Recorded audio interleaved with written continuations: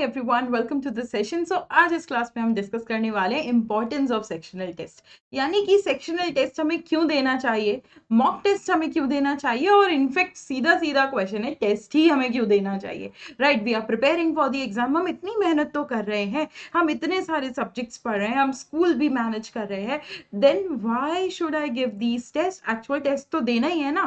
तो ये चीज तो हमारे दिमाग में आती है, क्यों देना चाहिए टेस्ट। तो चलो आज डिस्कस करते हैं, why should you give sectional test और the mock test for any competitive exam, not just CLAT. हर एग्जाम के लिए टेस्ट देना जरूरी होता है, पर क्यों होता है ये तो पता चले। तो चलो जानते हैं आज। तो इस क्लास में हम क्या डिस्कस करने वाले हैं? इस क्लास में हम डिस्कस करेंगे कि ये टेस्ट जो होंगे ये हमें क्यों देने हैं, कैसे देने हैं, एनालाइज कैसे करना है, इनका फायदा क्या होगा, और ये सेक्शनल और मॉक अलग अलग देने हैं, क्या दोनों देना जरूरी है, etcetera etcetera. So let's begin everyone. तो पहला क्वेश्चन है, why should one attempt test at all? आपको टेस्ट देने ही क्यों है? सो एवरीवन, हम बहुत मेहनत करते हैं, हम 5 सेक्शंस पढ़ते हैं, ठीक है, पढ़ते पढ़ते तो हम हैं, और बहुत सारा हम क्वेश्चन भी पूरा करते हैं, बट कहीं ना कहीं हम लैग कर जाते हैं। और ये जो हम लैग कर रहे हैं ना, ठीक है, ये हमें कैसे पता चलेगा? ये हमें पता चलेगा मॉक देकर, ठीक है, ये हमें पता चलेगा सेक्शनल टेस्ट देकर, ठीक है। अब यूजुअली होता क्या है, we need to understand why we give mock, ठीक है, हमें समझना होगा मॉक क्यों देते हैं। सो मॉक हम देते हैं अपने आप को टेस्ट करने के लिए, अपने टाइम मैनेजमेंट को अंडरस्टैंड करने के लिए, ठीक है। अगर हम अपने टाइम मैनेजमेंट को ही नहीं समझेंगे तो फिर बेकार है हमारी प्रिपरेशन। इसके अलावा अपनी स्पीड चेक करने के लिए देते हैं, अपना स्कोर चेक करने के लिए देते हैं। We also need to check our strategy, right, अपनी स्ट्रेटेजी चेक करने के लिए हम मॉक देते हैं। बट होता यह है कि मॉक हो जाता है बहुत लेंदी और बहुत टायरसम, क्योंकि 2 घंटे के मॉक के लिए हमें बैठना होता है, फिर हमें एनालिसिस भी करनी होती है, तो it becomes really really hectic for us, specially in the week days when we have to manage our school and also we have to manage our CLAT preparation. So mock इतना hectic हो जाता है, तो इसके लिए there is another test जो आप दे सकते हो, और वो टेस्ट होता है सेक्शनल टेस्ट। क्या आप सेक्शनल टेस्ट से इन सभी चीजों पे वर्क कर सकते हो? द आंसर इज यस, बिल्कुल कर सकते हो, क्योंकि सेक्शनल टेस्ट भी टाइम बाउंड टेस्ट होता है, लेकिन instead of the full mock ये होता है section wise test. That means if you have 5 sections in CLAT, तो एक दिन आप इंग्लिश का सेक्शनल दे दो, ठीक है, एक दिन आप लॉजिकल का सेक्शनल दे दो, ठीक है, one day you can go for maths, other day you can go for legal. So आप हर सेक्शन वाइज यहाँ पे सेक्शनल्स दे सकते हो। अब सेक्शनल्स देने के बहुत सारे फायदे होते हैं, ठीक है। सबसे पहला फायदा तो ये आता है कि वो जो हम नहीं दे पाते ना मॉक अपने टाइम कॉन्स्ट्रेंट की वजह से, सो यहाँ पे मॉक नहीं दे पा रहे हो तो ऑल्टरनेटिवली सेक्शनल्स दे सकते हो। So if you have less time then I think sectional is something जो आप डेली बेसिस पे एटलीस्ट एक दे सकते हो। सेकेंड आता है फायदा यहाँ पे कि if you are weak in any section, let's say कि आप मैथ्स में बहुत वीक हो, तो मैथ्स का सेक्शनल कितनी देर का होगा? 15 मिनट्स का होगा। सो 15 मिनट्स तो हम एक दिन में निकाल ही सकते हैं एक सेक्शनल देने के लिए। If you are weak in a subject, that means आपको ज्यादा से ज्यादा सेक्शनल उस सब्जेक्ट में देने चाहिए। देने से क्या होगा, हमारी मैथ्स धीरे धीरे स्ट्रांग हो जाएगी, हमें समझ में आएगा कैसे अटेम्प्ट करना है, और हमें अपने स्कोर के बारे में रफ आइडिया भी लग जाएगा। थर्ड चीज जो सेक्शनल्स की आपको देखनी चाहिए वो होती है कि यहाँ पे आप थॉरो एनालिसिस कर सकते हो एक सेक्शन की, या फिर आप अपना टॉपिक रिवाइज कर सकते हो। Let's say today you studied critical reasoning with me in one of my classes and now you are sitting at home, ठीक है, तो what you can do is you can just attempt a sectional test of critical reasoning and you can revise everything. So sectional test सिर्फ आपको आपकी speed, score, strategy के बारे में ही नहीं बताते, ये आपको आपके वीकर सेक्शंस की प्रैक्टिस करने में हेल्प करते हैं, सेक्शन वाइज रिवीजन करने में हेल्प करते हैं। यहां तक कि अगर आप कभी बोर हो रहे हो ना, आपका पढ़ने का बिल्कुल मन नहीं है ना, उस दिन भी आप एक सेक्शनल टेस्ट लगा सकते हो और अपने आप प्रैक्टिस कर सकते हो। सेक्शनल टेस्ट के थ्रू बाउंड होके you can practice.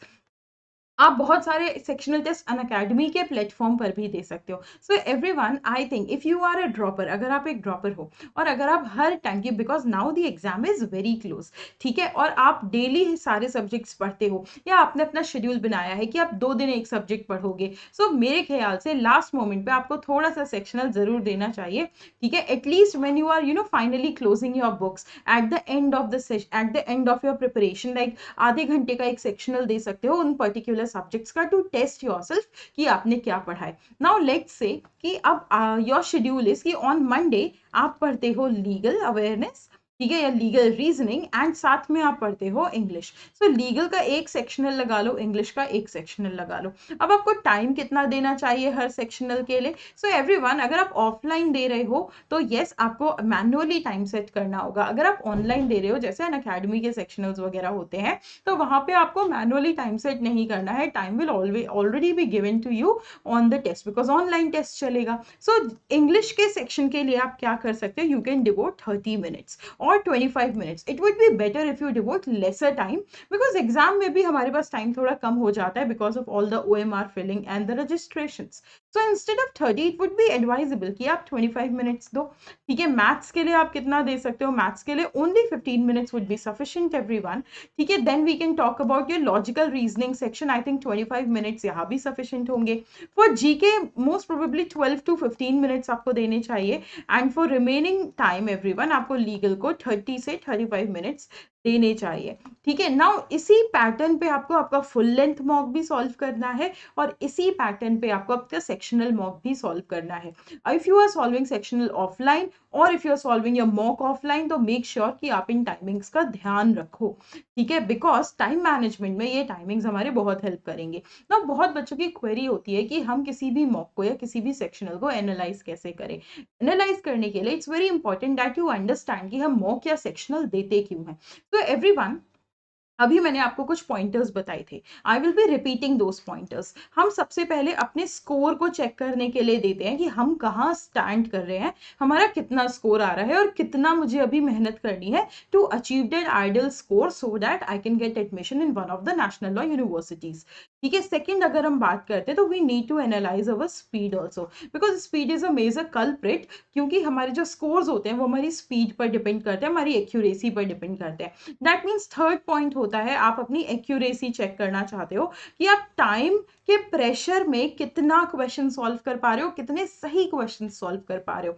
And fourth point, जिस रीजन से हम मॉक या सेक्शनल देते हैं वो होती है to decide the strategy for the final exam, कि जिस दिन हम एग्जाम वाले दिन जब हॉल में बैठोगे तो उस दिन आपकी क्या स्ट्रेटेजी होगी, कौन सा सेक्शन आप पहले फॉलो करोगे, कौन सा सेक्शन आप बाद में फॉलो करोगे। If you already know your weaknesses you can play your game in a better way, right. तो इन सब चीजों को चेक करने के लिए हम देते हैं मॉक और सेक्शनल्स, ठीक है। अब मॉक देने से या सेक्शनल देने से फायदा क्या होता है? पहला फायदा होता है हमें टाइम मैनेजमेंट में।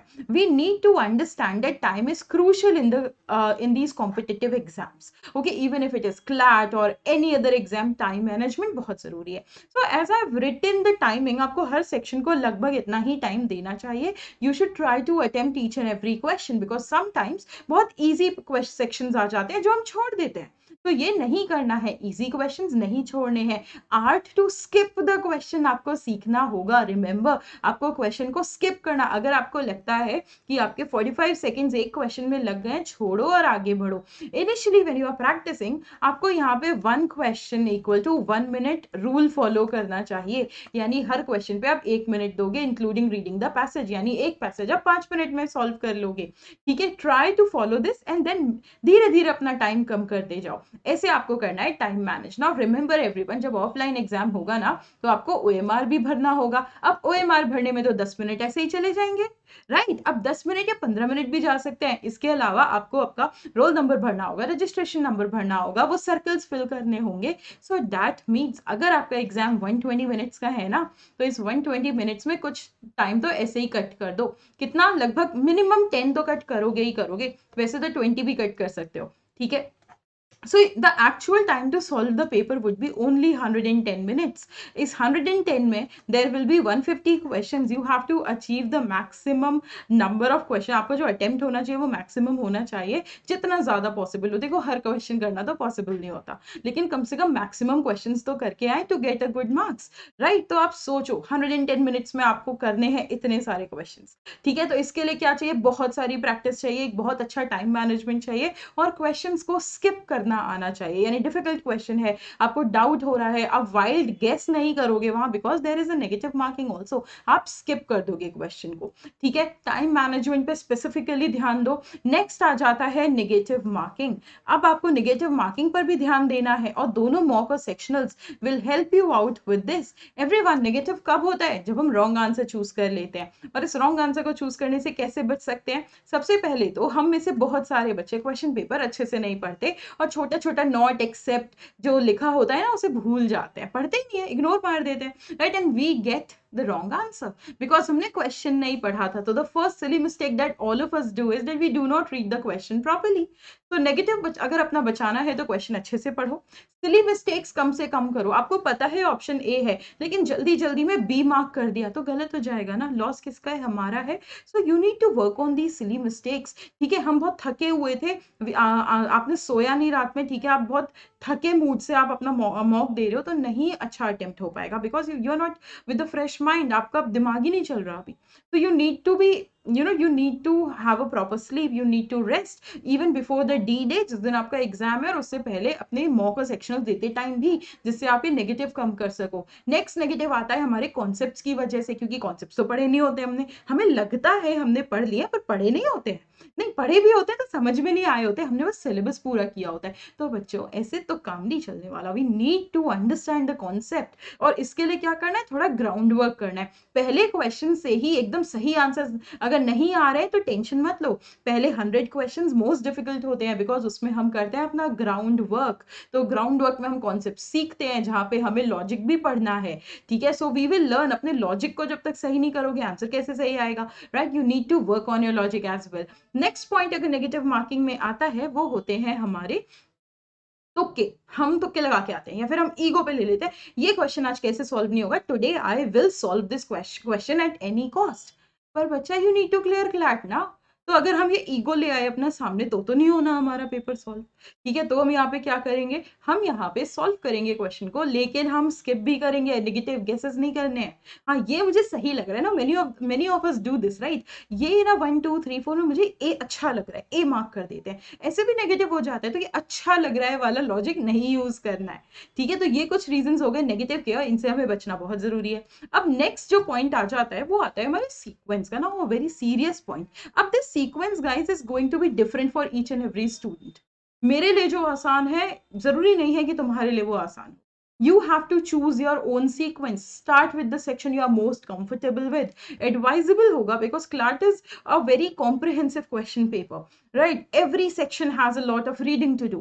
So यहाँ पे बेस्ट ये रहेगा आपके लिए कि आप सबसे पहले एक रीडिंग ओरिएंटेड एक हैवी सेक्शन ले लो, जहाँ पे आपको काफी रीडिंग करना है। देन आप एक लाइट सेक्शन लो, जैसे जहाँ पे सॉल्व करना है। Then again go for a section जहां पे you have to read a lot, then go for a light section, and eventually last में अगेन रीडिंग ओरिएंटेड सेक्शन। अब यहाँ पे बहुत सारे बन सकते हैं पेयर्स, जैसे पहले आप लीगल से शुरू कर दो, देन आप जीके दे देना, देन अगर इंग्लिश और सीआर में आपको जो अच्छा लगता हुआ वो दे देना, ठीक है। इसके बाद आप मैथ्स कर लेना, जिसमें ज्यादा रीड नहीं करना, फिर इंग्लिश सीआर में से कुछ देख लेना। Now this can be changed according to you, according to what you find easy. अपने आप अपनी एक जो स्ट्रेटेजी है वो डिसाइड करो। अब अगली जो पॉइंट है जिस पे हमें बात करनी, वो है स्ट्रेटेजी। हर मॉक, हर सेक्शनल देते टाइम हम डिसाइड करेंगे, अगर मेरा मॉक इजी है तो मुझे कैसे अटेम्प्ट करना है, मेरा मॉक डिफिकल्ट है तो मेरी स्ट्रेटेजी क्या होनी चाहिए, मैं कौन कौन सी गलतियां, you need to know the mistakes that you regularly make, जिससे एग्जाम वाले दिन आप स्पेशली ध्यान रखो, आपको वो गलतियां नहीं करनी। आपको अपनी स्पीड चेक करनी है, आपको अपनी एक्यूरेसी चेक करनी है। स्पीड कम है तो रीडिंग पे ध्यान दो, कॉन्सेप्ट्स पे ध्यान दो। एक्यूरेसी गलत हो रही है तो नेगेटिव मार्किंग पे ध्यान दो, ठीक है। अगर हाँ, अगर आप दो ऑप्शंस में फंस जाते हो, see if you are confused among the 4 options और among the 3 options, I would say do not attempt the question. But if you are confuse in 2 options and you are very sure कि इन दोनों में से एक answer होने वाला है, तो एक अटेम्प्ट कर सकते हो ये क्वेश्चन में। You can take a chance only if you are very very sure कि इन दोनों में से ही एक आंसर होगा, देन आप रिस्क ले सकते हो, बिकॉज राइट आंसर होने की प्रोबेबिलिटी भी 50% हो जाती है, ठीक है। अब हम इसके बाद बात करते हैं यहाँ पे कि एनालिसिस कैसे करें। मॉक तो दे दिया, क्यों देना है, कैसे देना है, सेक्शनल देना है या फुल लेंथ देना है, सब देख लिया। एनालिसिस कैसे करें, यानी मॉक हो गया तो क्या मार्क्स देख के बंद कर देनी है किताब? बिल्कुल भी नहीं करनी है। हम तो यही करते थे आज तक, पर अब नहीं करना है इसके आगे। ठीक है, एनालिसिस तो करो अपनी, देखो तो सही तुमने क्यों गलतियां करी हैं और क्या गलतियां करी हैं। Analyse your mock guys, very very very important. ठीक है, इसके बिना तो मॉक देना बेकार है, सेक्शनल देना बेकार है। ठीक है, तो एनालिसिस तो हम करेंगे और कैसे करेंगे ये भी देख लेते हैं। सो जब भी हम एक मॉक देते हैं, हमारे मॉक के 3 पार्ट्स होते हैं। ठीक है, कौन कौन से होते हैं? मॉक या फिर सेक्शनल। देखो जब मैं मॉक बोलूं, सेक्शनल साथ में गिन लिया करो। ठीक है, count the sectional as well. तो मॉक के 3 पार्ट्स होते हैं। एक होता है जो क्वेश्चंस हमने अटेम्प्ट किए होते हैं, एक होता है जो क्वेश्चंस हमने अटेम्प्ट ही नहीं किए होते, यानी अनअटेम्प्टेड क्वेश्चंस होते हैं। ठीक है, अनअटेम्प्टेड या ओके, सो अनअटेम्प्टेड क्वेश्चंस हो गए। अब अटेम्प्टेड क्वेश्चन में अच्छा 2 पार्ट्स ले लेते हैं, अनअटेम्प्टेड को फिर से 2 पार्ट्स में डिवाइड कर देते हैं। एक होते हैं हमारे राइट आंसर चॉइसेस और एक होती है हमारी रॉन्ग आंसर चॉइसेस। राइट, अब क्या करना है, ये पहला काम है तुम्हारा। सबसे पहले देखो कितना अटेम्प्ट किया था, कितना स्कोर आया था, कितना निगेटिव कट गया है, कितना अटेम्प्ट नहीं किया है। इसके बाद देखो कितने सही आंसर्स थे तुम्हारे। ठीक है, राइट डाउन द नंबर। इसके बाद देखो कितने रॉन्ग आंसर चॉइसेस थे तुम्हारे। ये तो एक ओवरव्यू हो गया कि हमने कैसा किया, रैंक क्या आई, कहाँ स्टैंड किया, एक्सेट्रा एक्सेट्रा। बट इससे ज्यादा मतलब है अब जो हम करेंगे उसका। नाउ गाइज व्हेन हम राइट आंसर्स मार्क करते हैं ना, ऐसे बहुत सारे क्वेश्चंस होते हैं जो हमने गेस किए होते हैं। देखो नाउ आपने, आपको जो पता था ये मेरा 100% राइट है, उसे अलग कर, लेकिन फिर आपको मिलेंगे वो राइट आंसर्स जहां पे आपने गेस किया था 50-50 वाले, वो आपके सही हो गए। लेकिन आप तो कंफ्यूज हो ना, सही तो तुक्के से हुए थे। So you need to work on those questions, you need to write them, you need to understand why this is the correct answer. So you need to work on your logic. That means yes, you have to go through the right answer choices, but जब right आपका पूरा हो जाएगा फिर आ जाओ wrong answers पे। Find out why, क्यों गलत हुआ मेरा ये क्वेश्चन, क्या हर बार गलत होता है, क्या ये वो एक टॉपिक है ऐसा स्पेसिफिक जहां पे मेरे क्वेश्चंस कभी सही नहीं होते। ठीक है, इफ यू हैव, देन आपको पता चलेगा आपका वीकर सेक्शन कौन सा है, किसमें आपके नंबर नहीं आते हैं, किस सेक्शन में you have to be more aware and you have to work on this weaker section everyone. ठीक है, अब आपको क्या करना है, मॉक के भरोसे नहीं रहना। Now you got to know the weaker section, you got to know the questions जो बार बार गलत होते हैं, सॉल्व करो इन्हें दोबारा से, इनकी रीजनिंग को पढ़ो और रीजनिंग पढ़ने के बाद में, ठीक है, now write down the concepts. अब पूरा आपको 3-4 दिन का टाइम मिलेगा, उसमें इन कॉन्सेप्ट्स को पढ़ो, so that in the next mock when you attempt these questions you get these right. You need to understand your weaker part of your preparation so that आप उन्हें अगली बार सही कर पाओ। अब आ जाते हैं अनअटेम्प्टेड क्वेश्चंस पे।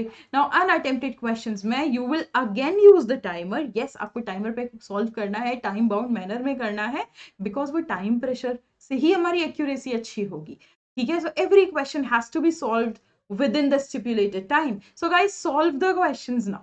अब इन क्वेश्चंस को सॉल्व करके क्या करोगे, सॉल्व करके देखो कितने रॉन्ग हो रहे हैं और कितने राइट हो रहे हैं। देन अगेन वही सेम जो यहाँ पे हमने डिस्कस किया उसे यहाँ फॉलो करो एंड देन उन टॉपिक्स को भी पढ़ो। और ये भी देखो तुमने जो अनअटेम्प्टेड छोड़े थे, ऐसा तो नहीं है कि तुमने डिफिकल्ट करे और इजी क्वेश्चंस छोड़ दिए। Never lose your marks in easy questions, try to find the easy questions and solve them. So this is how guys you have to solve your sectional, this is how you have to solve your mock and sectionals, और इसी तरह से आपको analyse करना है। Now एक question आपके mind में आएगा, मैम पूरा दिन लग जाएगा ना इसमें, तो लाइक मेरा तो पूरा दिन मॉक में चला गया। बट ये जो एक दिन की आपकी मेहनत है ना, ये जो 5-6 आवर्स की आपकी मेहनत है, इसमें आपको एक्चुअली में इसका फ्रूट मिलेगा अगर आप इस पे वर्क करोगे।